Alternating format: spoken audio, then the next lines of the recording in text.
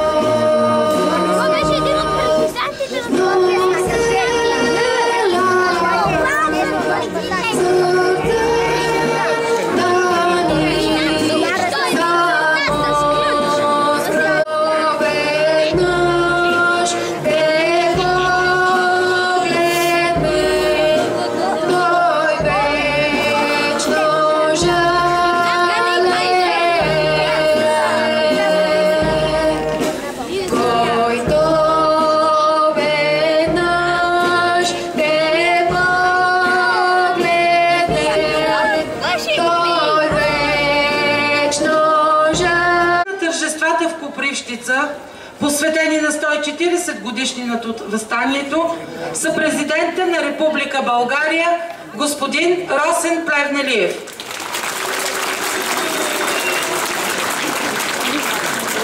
Народните представители от 26-ти многомандатен избирателен район София област, госпожа Корнелия Нинова, Българска социалистическа партия, господин Петър Беков, Политическа партия ГЕРБ, госпожа Росица Иванова, областен управител на Софийска област, господин Уеда, съветник в посолството на Япония,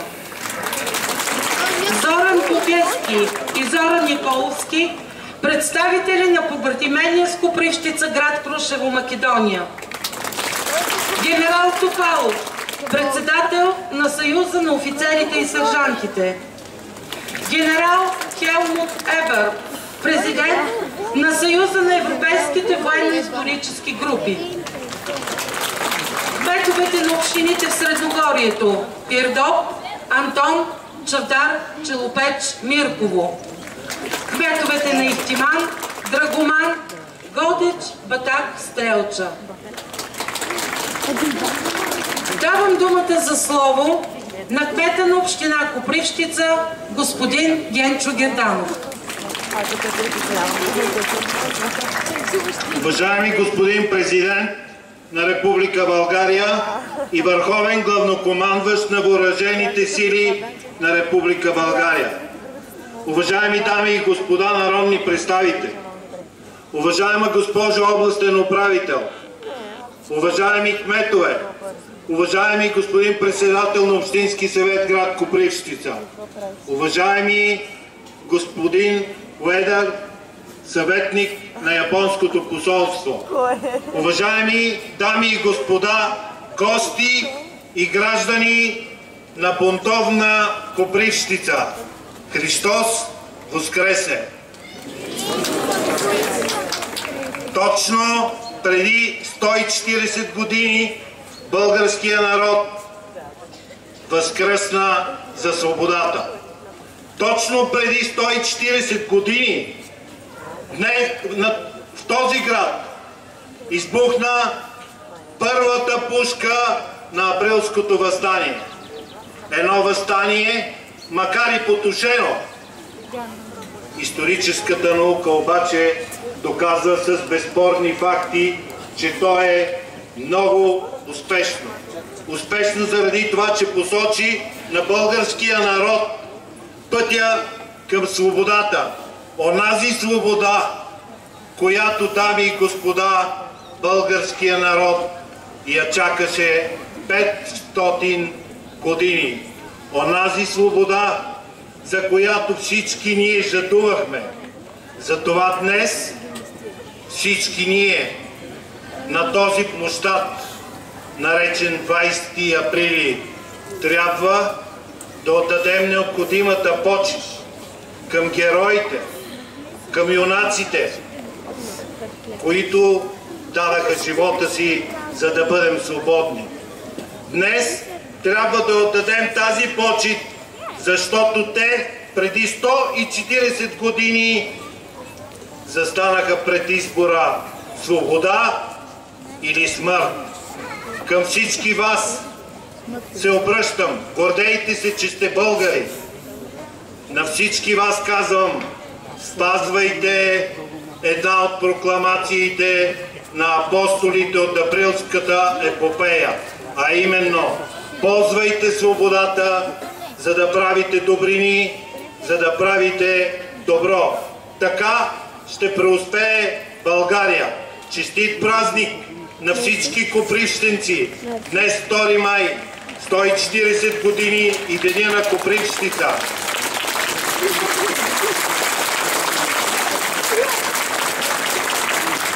Копривщенци, бъдете горди, че сте родени и живеете в този град. Пазете го, за да може да го предадем на бъдните поколения. Връщани 140 години по кълдърмените улички на възрожденска Копривщица, откъдето тръгва кървавото писмо. Гръмва първото слово на бунта и се пролива първата кръв на поробителя. Един бледолик младеж на име Каблешков възвестява: на оръжие! Далечен и близък миг, далечен в годините по своето рождение и все пак незабравим миг, съпроводен с безбройните жестокости на хиляди жени, деца и старци, с пепелищата от опожарените села. Един народ бездивен. Къде? В Европа има ли свидетели на този свят? Един цял под ятаганите, под бесилото и горящите клади, сред страданията израсна подвига на априлци. Кръвта, попита в родната земя, днес ражда плодовете на една епоха от кървава героизъм.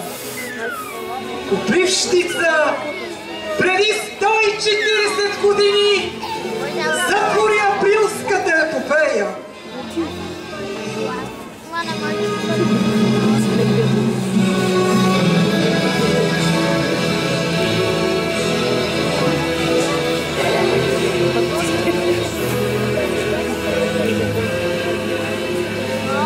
Началото бе сложено през нощта на 12 срещу 13 януари 1876 година. В къщата на Танчо Шабанов Бенковски събра при себе си храбрите мъже на Копривщица. Боб Никола Белчов, Найден Боб Стоянов, главен учител, Танчо Шабанов, кафеджия, Соко Будин, търговец и стар член на комитета, Нешо Боб Райко, учител, Илия Мегара, стар войвода, доктор Рашко Гачистойчев,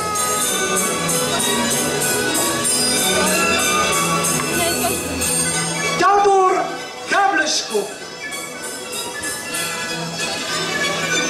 Брайко Енев и Петко Кисяков, търговци челепи. И клетвата станала.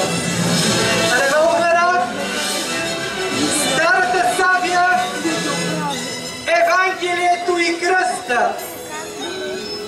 Пред тези символи са заклятниците, с треперещи от вълнение гласове, произнесли думите: заклевам се в името на всемогъщия Бог, че за славата на народа си и за честта на православната вяра ще давия 500 годишния ръждясал български нож сърцето на турския султан. Ако пристъпя клетвата си, да бъда проклет от целия български народ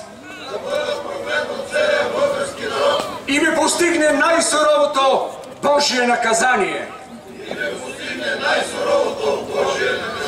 Амин. Началото било сложено. Започнала трескава подготовка за въстание. Тайното събрание, Шабановата къща, приключило късно през нощта. Луната, като велика надежда, огряла душите на първите неустрашими бунтовници. Копривщице, единствена, как можа да си избереш това високо гнездо, откъдето излитат само орли? Това сурово и нежно гнездо, меко зиме, прохладно лете, мило винаги. Ти си се сътворявала сама, Копривщице, с щедър труд и скъден залък, с буден ум и безсънни нощи. И преди да станеш на първескиня на революцията, ти не беше ли столица на възраждането? По-голямо от твоята хубост е само сърцето ти. Млада е твоята древност, но ти 3 пъти потъва в пепелища, 3 пъти оттърсва глава, сякаш не из огън, а и жива вода. Твоите мъже загиваха като войводи. Ти съумя първа да страдаш в Мидюра, султана, в империята и да си измислиш до кървавото писмо. Копривщице, първите жертви са Брайко Енев и Георги Тосунов са заклятник. Това е начало и част от коварния план. Едно заптие повиква Брайко Енев да се яви в Конака в качеството му на Аза, общински съветник, където бива незабавно задържан. 2 други заптиета са изпратени да арестуват Георги Тосунов. Измъкват го от дома му недооблечен, връзват го и с насилие и бой го отвеждат в Конака.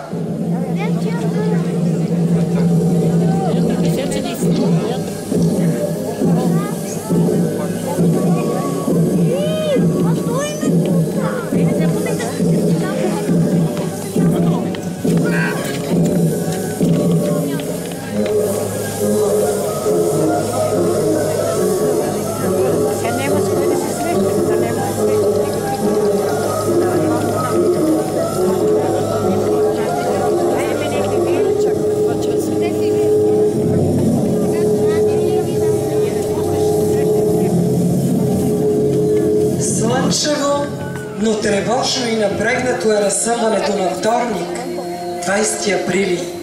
Копривщенци са настръхнали в будно и неспокойно очакване.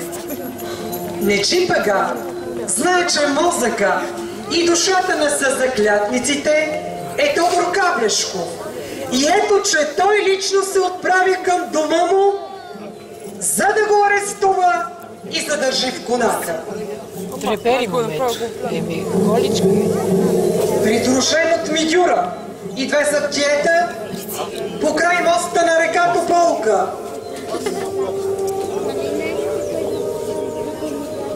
Покрай кафенето на Цоко Будин.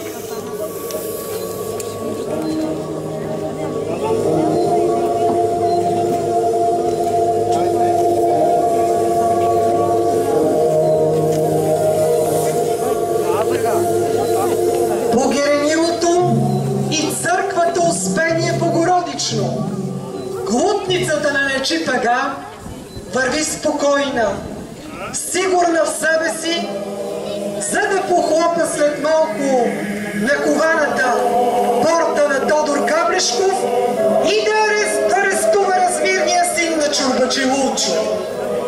В същото време Тодор Каблешков лежи болен, измъчван от треска и мрачни предвиждания за бурята, която скоро ще се развихри по тропския български небосклон. С появата на турците болестта отстъпва. Той се измъква през кухнята и комшулка от към черкотния двор и се отправя в къщата на Рашко Хаджи Стойчев. А неговата втора майка, сладкодумната Ана Каблешкова, запазвайки пълно самообладание в тия минути на върховно изпитание, поканва на почерпка неканените гости и съобразително успява да ги забуди и отпрати обратно.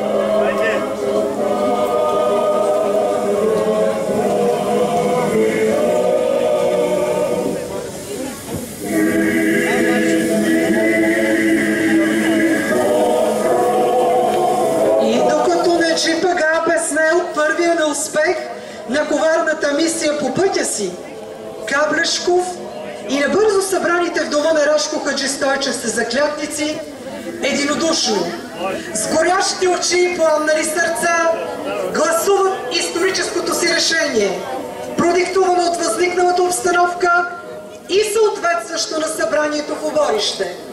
Да нападнат Конака, да обезвредят турците и освободят затворените си другари.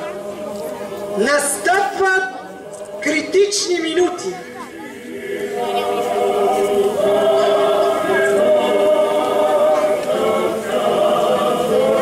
Неджип Ага е хитър и опитен главорез и с лисичия си нюх усеща, че в Копривщица замирисва на барут.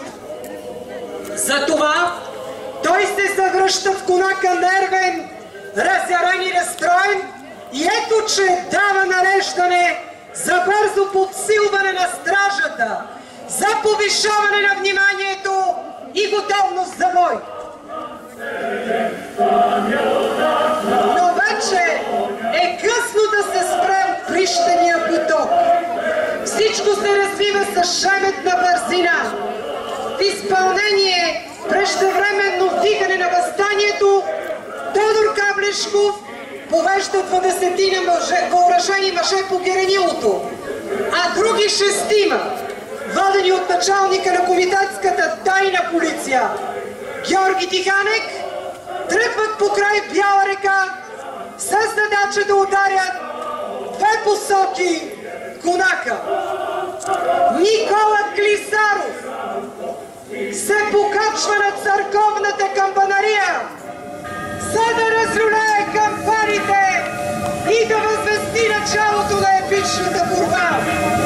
Близо до Калъчевия мост, Саптието Карахюсин се опитва да спре юнашката сепорка, но Георги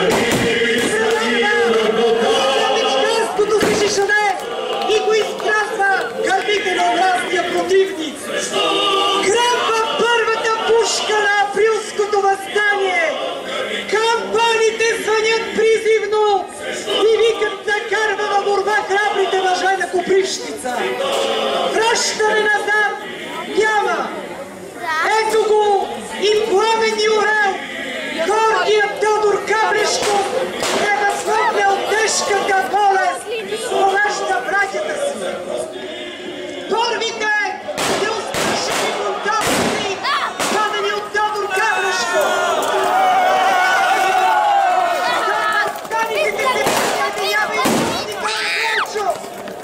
Атакува и групата на Георги Тиханек.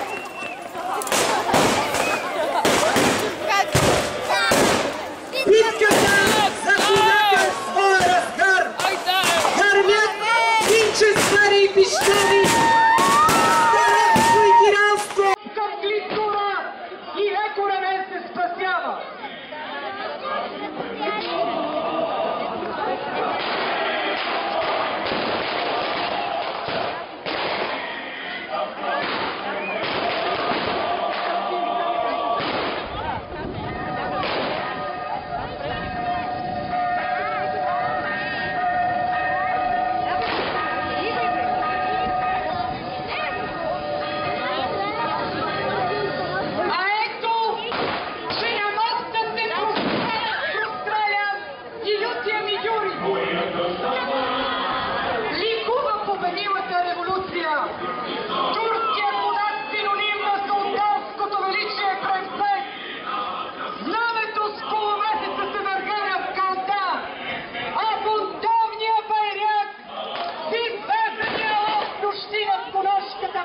това.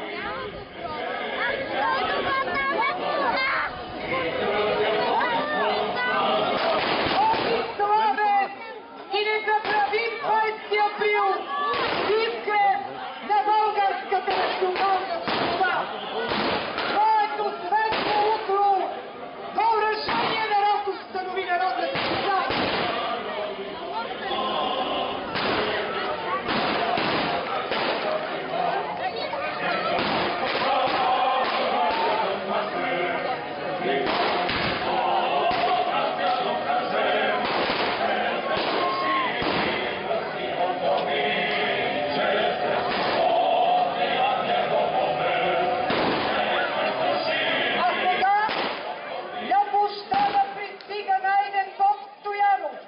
Делегат на Оборище и секретар на превременното правителство.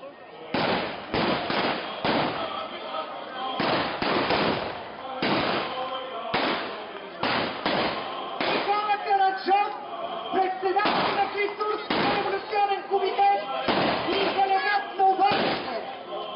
Братски пилувки и лични приветствия ще се срещат щурмоватите на Конака, за да скрепят победата на святото дело.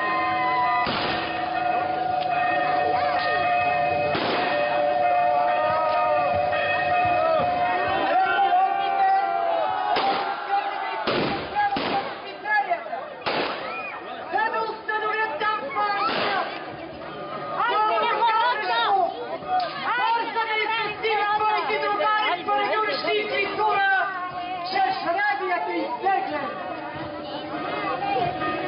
Прохладен и разтреперен от щастливо вълнение, Габрешко пише своята кървава прокламация, най-пламенната и най-трогателна в българската история.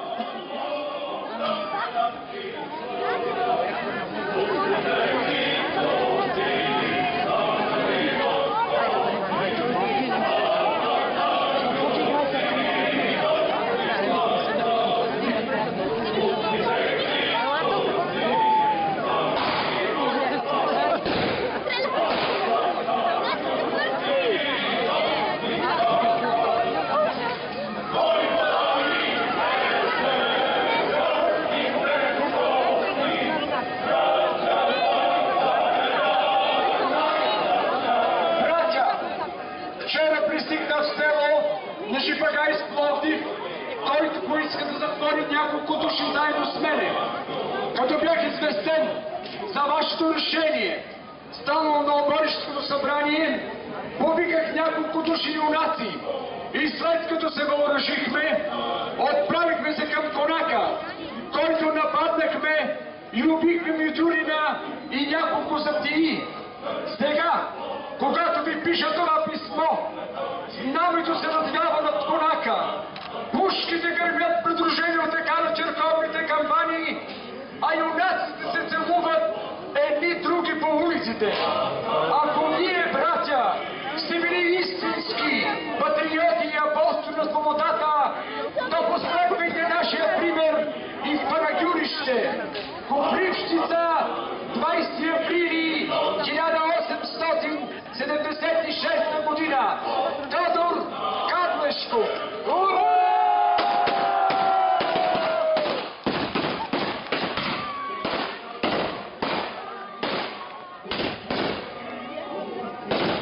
Кадлешков поставя кръстен знак върху гърбалото писмо. Никола Караджов удостоверява с послепит. Бях очевидец, когато се извърши всичко горе казано от Тодора. Тръгвам на Клисура, за да направя същото.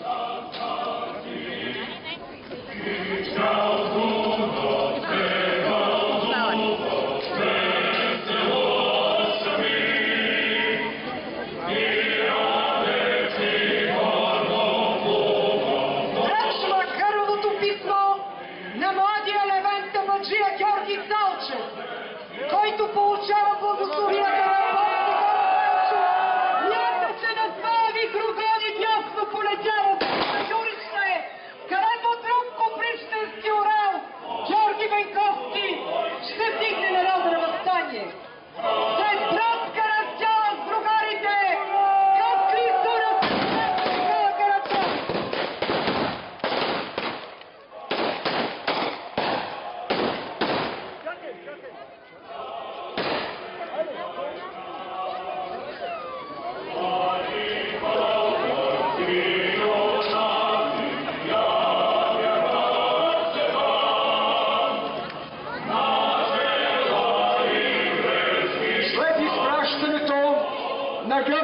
Колчев и Никола Карашов, въоръжени въстанически чети в състав от 20 до 250 души, тръгват да заемат определените им позиции около града.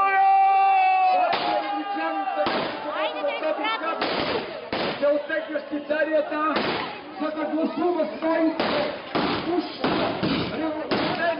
революционни демократически декрети.